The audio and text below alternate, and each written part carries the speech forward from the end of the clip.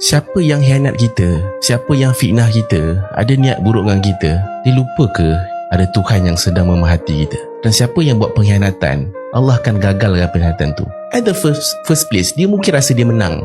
Kau tengok, aku dah menang, aku dah burukkan dia dah. Kau tengok, semua orang benci dia, semua orang rasa dia yang salah. Tapi Allah endingnya akan tetap menangkan orang yang dikhianati. Pengkhianatan, keburukan, fitnah, dia takkan pernah menang. Allah sentiasa akan menangkan orang yang berada di pihak yang betul. Nabi Yusuf AS tak perlu nak defend beria sangat dekat mahkamah depan raja. Saya difitnah, saya tak salah, saya ni bersih, saya ni soleh. Tak.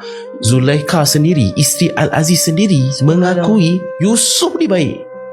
Kami yang salah, kami yang dah goda. Cuma apa harga yang perlu Nabi Yusuf bayar? Dia perlu untuk bayar dengan kesabaran dia bertahun-tahun dalam penjara.